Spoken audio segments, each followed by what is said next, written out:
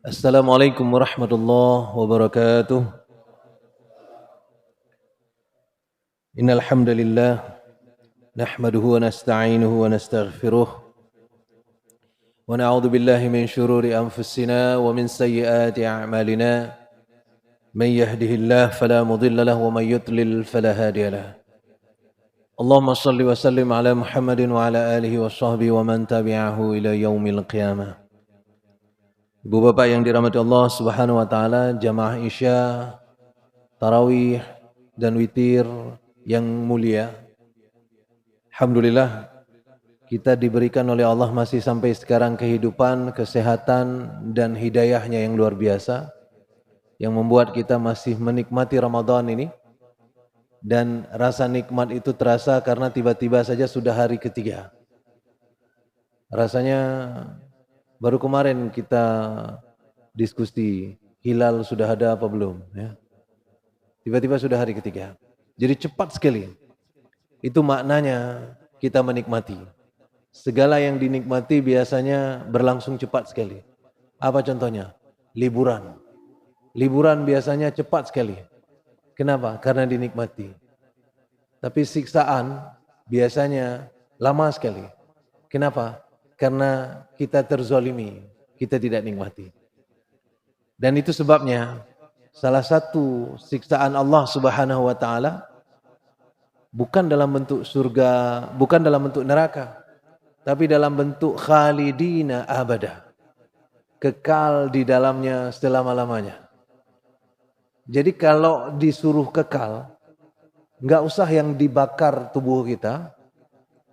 Kalau dicubit aja, tapi kekal, dicubit seumur hidup dicubit. Ya. Itu menderita luar biasa kita. Ya. Kekal selama-lamanya dicubit. Itu luar biasa menderita.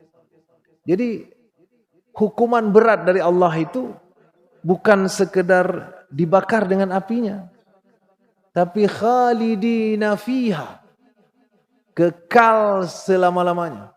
Itulah yang membuat hilang harapan kita. Hana abi-abi, gak akan pernah berakhir. Maka sidang jemaah yang dirahmati Allah Subhanahu wa taala, konteks ini harusnya kita pahami dengan benar. Ketika Allah berkali-kali di dalam Al-Quran menyebutkan, tadi disebutkan juga di surah Al-Baqarah tadi ayat 39, وَالَّذِينَ كَفَرُوا وَكَذَّبُوا بِآيَاتِنَا أُولَٰئِكَ أَصْحَابُ النَّارِ هُمْ فِيهَا خَالِدُونَ. Tadi di salat Isya tadi dibaca oleh imam kita. Ya. Orang-orang yang kafir kepada ayat-ayat Allah, apa yang terjadi dengan mereka? Mereka itu akan dimasukkan oleh Allah ke dalam neraka. Ulaika ashabun nar hum fiha khalidun. Mereka kekal di dalamnya. Jadi enggak usah cerita lagi neraka bagaimana. Kalau sudah cerita kekal itu sudah menderita kita. Ya, kalau sudah cerita kekal, dihukum kekal itu menderita luar biasa. Enggak usah dihukum yang seperti itu, dicuekin aja. Ya. Seluruh kampung mencueki dia, kekal. Dicueki selama-lamanya. Yang cukup bak beranda. Ya. Ada dalam salah satu kisah disebutkan Ka'ab bin Malik. Beliau itu kebetulan suatu ketika diajak berperang. Perang Tabuk. Beliau sebenarnya adalah orang yang tidak pernah melewati satu perang pun. Ketika diajak berperang oleh Rasul SAW, beliau selalu ikut dalam peperangan. Tapi qadarullah, waktu perang Tabuk dibuat pengumuman untuk ikut berperang, Ka'ab bin Malik bersama dua orang temannya, di dalam riwayat disebutkan Hilal bin Umayyah dengan Murarah bin Ar-Rabi'in. Mereka bertiga itu memperlambat-lambatkan keputusan. Alah, singoh untuk pegah, singoh untuk pegah, singoh untuk pegah. Akhirnya pasukan berangkat, mereka ditinggal. Artinya mereka tidak ikut dalam peperangan. Nah, sidang jemaah yang dirahmati Allah Subhanahu wa taala, apa yang terjadi kemudian? Sepulang Nabi dari perang Tabuk, pulang dari perang Tabuk, Nabi kemudian mengumpulkan orang-orang yang tidak ikut dalam berperang. Tentu saja di dalamnya banyak orang-orang munafik Orang-orang munafik kemudian datang kepada Nabi, dipanggil oleh Nabi satu-satu, ditanya, kenapa nggak ikut perang? Mereka kemudian membuat alasan, macam alasan. Ya, macam alasan. Lagi tanya sih, menyoka, hana tanuk jak gotoroyong sih, macam alasan. Ya kan? Nah, acara di kampus lah. Ya. Dan sebagainya. Nah, urang meninggal lah. Urang meninggal nah memang, tapi kan bagaimana. Ya. Urang memang kan tiga urang nah urang meninggal. Jadi ada saja alasan. Orang-orang munafik itu datang kepada Nabi memberikan alasan-alasan dan Nabi tidak mempermasalahkan alasan mereka. Karena bagi Nabi SAW kita hanya menghakimi yang terlihat saja. Yang dia simpan di dalam hatinya biarkan Allah yang menghukumnya. Itu sifat atau hukum yang Nabi terapkan. Dan itu juga sudah pernah Nabi terapkan ketika Usamah bin Zaid membunuh seseorang yang baru bersyahadah. Sama juga. Nabi juga mempertanyakan kepada Usamah bin Zaid, kenapa kamu bunuh? Kata Usamah bin Zaid waktu itu, aku bunuh dia karena dia bersyahadat ketika sudah terdesak. Kenapa enggak bersyahadat dari tadi? Dari tadi aku kejar-kejar dia dan dia tidak bersyahadat. Maunya sambil lari kan bersyahadat aja. Sudah selesai. Ini sudah terdesak di ujung, enggak tahu lagi lari kemana, baru bersyahadat dia. Maka kuhunuskan pedang, meninggal dia. Maka Nabi bertanya, kenapa engkau lakukan itu? Aku yakin dia bohong ya Rasulullah. Aku yakin dia hanya ingin hidup saja. Makanya dia bersyahadat supaya selamat dari pedangku saat itu. Kata Nabi, apakah engkau membuka hatinya dan mengetahui di dalam hatinya bahwa dia bohong atau jujur? Tidak ya Rasulullah. Kalau tidak, siapa yang bertanggung jawab dengan syahadatnya? Kata Rasul. Maka saat itulah Nabi menyebutkan hadisnya, kita hanya menghakimi yang terlihat. Yang tersembunyi serahkan kepada Allah saja. Begitu juga dengan orang-orang munafik yang datang kepada Nabi dan memberikan informasi alasan macam-macam tidak mau berperang, Nabi terima saja. Beda halnya dengan 3 orang tadi, termasuk Ka'ab bin Malik. Mereka datang menghadap Nabi, dipanggil oleh Nabi, kenapa Ka'ab engkau enggak mengikut berperang? Kata Ka'ab, aku enggak punya alasan ya Rasulullah. Jadi kenapa enggak ikut? Ya udah enggak ikut aja. Ya. Jika minta ahli alasan, hana ya Rasulullah, hana alasan. Memang hana alasan, memang hana kena ikut. Jadi waktu itu sidang jemaah yang dirahmati Allah Subhanahu wa taala, apa yang terjadi? Yang terjadi adalah 3 orang ini yang jujur menghadap Rasulullah mengatakan mereka tidak mau berperang karena memang tidak ikut berperang, tidak ada alasan, dikucilkan oleh Rasulullah dan para sahabat. 50 hari lamanya dikucilkan. Dikucilkan, tidak diajak ngomong, tidak diajak ngopi, tidak dibalas WA-nya, tidak ditegur, tidak diberi salam, tidak dikasih makanan. Pokoknya diboikot 3 orang ini. Apa yang terjadi? Setelah 50 hari berlalu, baru kemudian Allah Subhanahu wa taala menurunkan ayatnya. Ayat itu ada di surah At-Taubah ayat 118. Kata Allah Subhanahu wa taala, wa ala thalathah, dan untuk 3 orang. Siapa mereka? Alladzina khullifu, mereka yang ditinggalkan tidak ikut berperang. Apa yang terjadi dengan mereka? Hatta idza dhaqat alaihimul ard bima rahubat, sampai-sampai dunia itu terasa sempit sekali bagi mereka. Selama diboikot itu mereka menderita semenderita-menderitanya. Dunia itu sempit sekali bagi mereka. Kemudian wa dhaqat alaihim anfusuhum wa zannau alla malja'a minallahi illa ilaih. Bahkan mereka merasa sempit dengan diri mereka sendiri. Karena mereka tahu bahwa tidak ada jalan lain untuk tempat kembali selain kepada Allah Subhanahu wa taala. Jadi ketika Rasul memboikot mereka, mereka tahu enggak ada jalan keluar nih. Ini hukuman sehukum-hukumnya. Maka Ka'ab bin Malik waktu itu mengakui, tidak ada cobaan yang terberat dalam hidupku kecuali saat dikucilkan oleh Rasulullah selama 50 hari. Baru kemudian Allah mengatakan, "Tsumma taba 'alaihim." Allah menerima taubat mereka. Allah mengampuni mereka karena kejujurannya, mengatakan tidak mau ikut berperang tanpa menyebutkan alasan macam-macam dengan kebohongan. Sidang jemaah yang dirahmati Allah Subhanahu wa taala.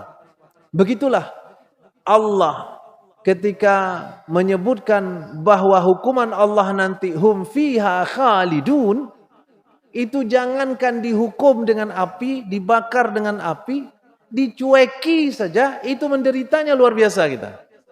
Dan itu sudah dirasakan oleh Ka'ab bin Malik. Ka'ab bin Malik bercerita kepada orang-orang, jangan sampai kalian meninggalkan perang. Kalau diajak perang oleh Rasulullah ikut. Aku sudah pernah dikucilkan, cukup berak-beronde. Ya. 50 hari dikucilkan oleh Rasulullah, menderita kali Ka'ab bin Malik. Maka sidang jamaah yang dirahmati Allah Subhanahu wa taala, Allah turunkan petunjuk untuk kehidupan kita supaya kita berada di jalan yang benar, sehingga nanti di hari akhirat kita tidak masuk dalam golongan yang kena hukuman. Kalau kita baca di dalam Al-Quran, yang dihukum oleh Allah Subhanahu wa taala itu jelas sekali.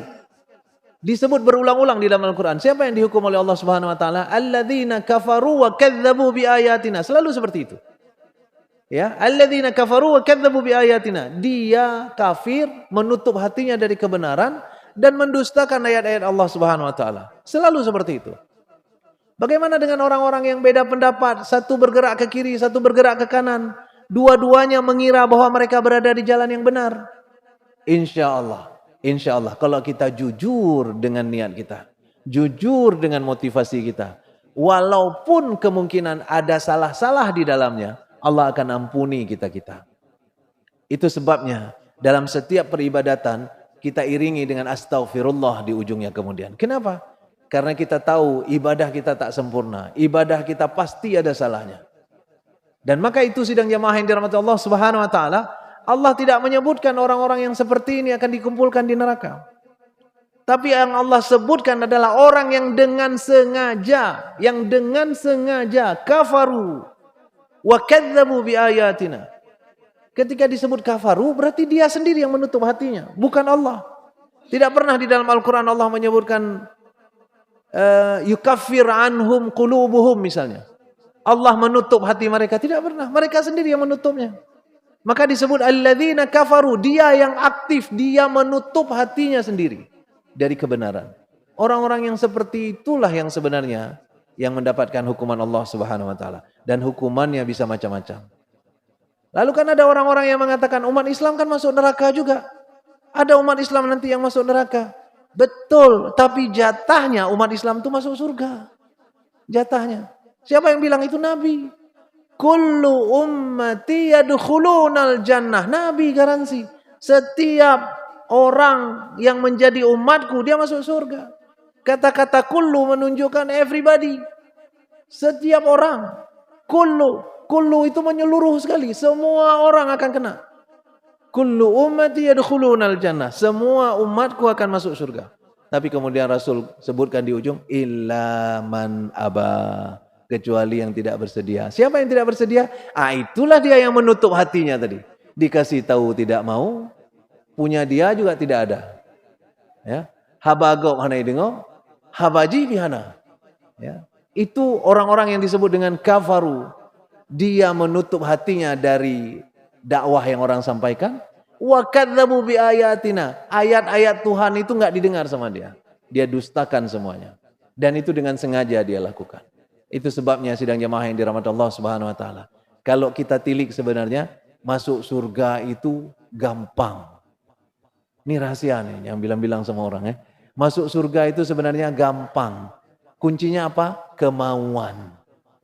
Kalau ada kemauan, insya Allah Allah sampaikan kita ke sana.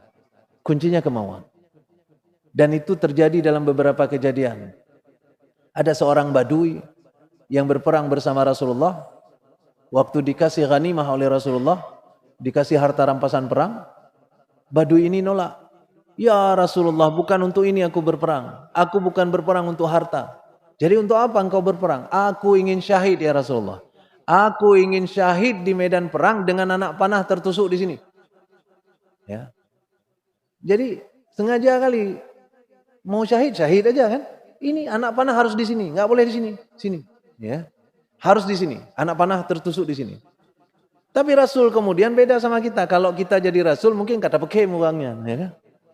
Nah sajakah? Nah itu kalau kita jadi rasul. Makanya kita nggak jadi rasul. Ya. Kalau kita jadi rasul mungkin orang-orang lain udah kita panggil. Cek aja kan oleh kadang apa sih game otak pangai. Ya misalnya ya. Kalau kita jadi rasul. Tapi rasul tidak mentertawakan orang ini. Rasul tidak membuli dia. Rasul malah mengatakan in tasduqillah yasdukka. Kalau jujur engkau begitu keinginanmu karena Allah, Allah akan sampaikan kamu menuju ke sana. Dan apa yang terjadi? Di beberapa peperangan kemudian si Badui ditemukan syahid dengan anak panah tertancap persis di tempat dia tunjukkan. Persis. Kenapa? Kalau kita jujur, Allah akan sampaikan kita ke sana. Kalau kita jujur mau masuk surga, Allah akan buka fasilitas membuat kita menuju ke sana. Karena itu sidang jamaah yang dirahmati Allah Subhanahu wa taala, kunci untuk masuk surga sederhana. Mau apa enggak kita. Itu saja. Dan kemauan itu akan dibuktikan oleh apa yang kita amalkan kemudian dalam hidup kita. Mudah-mudahan kita termasuk orang-orang yang diberi oleh Allah kemauan, diberi oleh Allah keinginan yang kuat untuk selalu taat kepada Allah Subhanahu wa taala, sehingga pada akhirnya nanti insyaallah akan dikumpulkan oleh Allah bersama para nabi dan aulia di dalam surganya Allah Subhanahu wa taala. Amin ya rabbal alamin. Mohon maaf jika ada kekurangan dan kesilapan dalam penyampaian. Subhanakallahumma wa bihamdika asyhadu an la ilaha illa anta astaghfiruka wa atubu ilaik. Assalamualaikum warahmatullahi wabarakatuh.